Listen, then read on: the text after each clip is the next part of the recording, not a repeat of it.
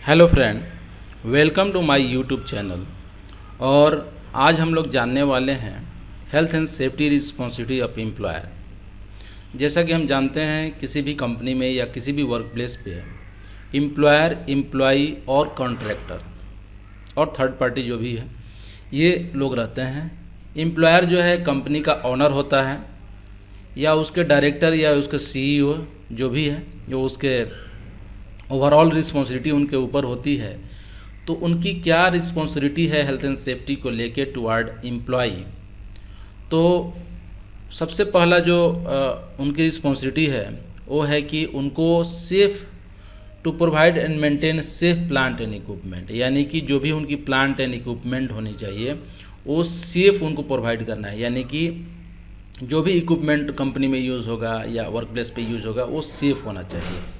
Second point is this, to carry out risk assessment. जो भी activity वहाँ पे होगी उसकी रिस्क असेसमेंट होगी। रिस्क असेसमेंट का मतलब कि उसमें कितने रिस्क हैं, लो है, मीडियम है या हाई है।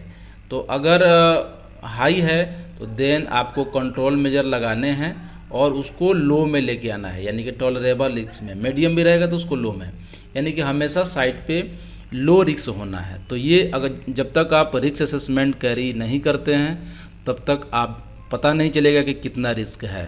तो ये रिस्पॉन्सिबिलिटी होती है एम्प्लॉयर की कि वो रिस्क असेसमेंट करवाए हर एक एक्टिविटी का।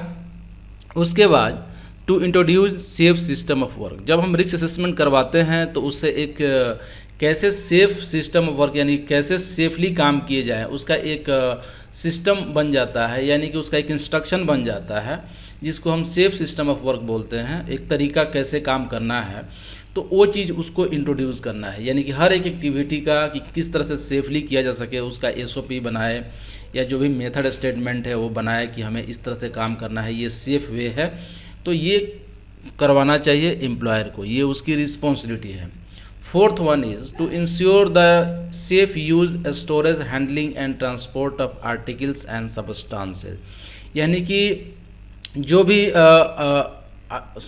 सब आर्टिकल और सबस्टांस वहाँ पे यूज़ हो रहा है, चाहे हजार्डस हो चाहे किसी तरह का भी हो, उसका सेफ़ यूज़ हो और सेफली स्टोरेज हो और अच्छे से हैंडलिंग किया जाए और उसका ट्रांसपोर्टेशन अच्छे से हो। ये इंश्योर करना चाहिए एम्प्लॉयर का, यानी कंपनी के जो भी ऑनर रहेगा, वर्क प्लेस का जो ऑनर रहेगा। तो उसके बाद जो है फिफ्थ रिस्पॉन्सिबिलिटी है to provide and maintain a safe workplace. जो वर्क प्लेस है वो एक मेंटेन हमेशा होना चाहिए सेफ वे में, यानी कि time to time workplace का कंडीशन चेंज होता है।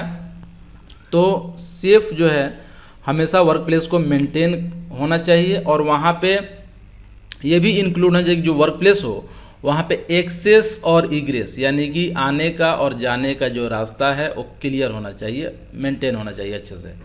क्योंकि आने जाने का अगर एक्सेस इग्रेस नहीं होगा तो इमरजेंसी में आदमी निकल नहीं पाता। उसके बाद जो नेक्स्ट है यानी कि 6 नंबर वो है provide safe working environment with adequate welfare facility including first aid. वहाँ पे वेलफेयर फैसिलिटी जो है होना चाहिए, जैसे कि आपका ड्रिंकिंग वाटर, उसके बाद फर्स्ट एड, कैंटीन, ये सारी फैसिलिटी जो है अवेलेबल होना चाहिए साइट पे। उसके बाद 7th नंबर रिस्पॉन्सिबिलिटी जो है to provide information, instruction, training, supervision for workers. यानी कि जो वर्कर आएंगे उनको वहाँ के बारे में ज़्यादा पता नहीं रहेगा, किस काम को कैसे हो सकता है, नए भी वर्कर आएँ तो ये उसकी लीगल ड्यूटी भी होती है कि उसको इंफॉर्मेशन, इंस्ट्रक्शन और ट्रेनिंग वर्कर को बताया जाए, उसको ट्रेनिंग दिया जाए कैसे किस काम को करना है, और जो है फिर जो है उनको मतलब कि ये काम और ट्रेनिंग एक पैरेलली चलता रहे और सुपरविज़न कंटिन्यू होना चाहिए, यानी कि एक सुपरवाइज़र बिना सुपरविज़न के कोई काम नहीं होगा। ऐसे आप जानते होंगे कि हर एक कंपनियों में ऐसा उनकी पॉलिसी रहती है कि जब तक कंपनी का कोई सुपरवाइज़र नहीं रहेगा तब तक वहाँ पे कोई काम वर्कर नहीं करेगा। तो सुपरविज़न इज़ मस्ट।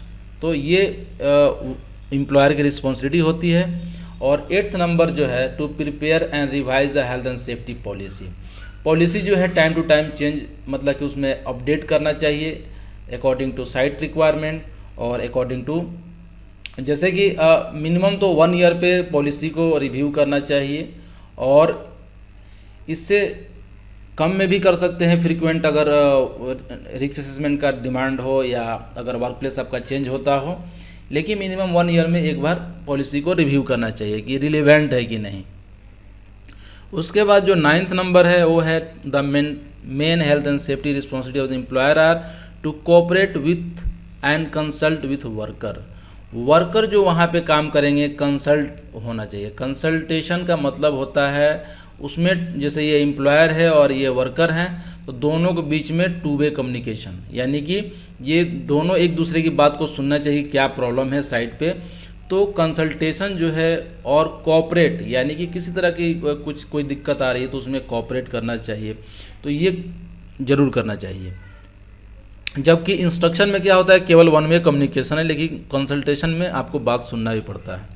उसके बाद जो है 10th नंबर है वो है to secure competent health and safety advice, to secure competent health and safety advice and to cooperate with other employer at the workplace. कभी कभी क्या होता है, एक ही वर्क प्लेस पे 2 एम्प्लॉयर काम करते हैं, 2 कॉन्ट्रैक्टर काम करते हैं। कॉन्ट्रैक्टर भी एक तरह से देखा जाए तो अपने खुद के लिए एम्प्लॉयर ही है, तो इस तरह से एक दूसरे को कोऑपरेट करना चाहिए और सेफ्टी एडवाइस जो है एक दूसरे से लेना और देना चाहिए।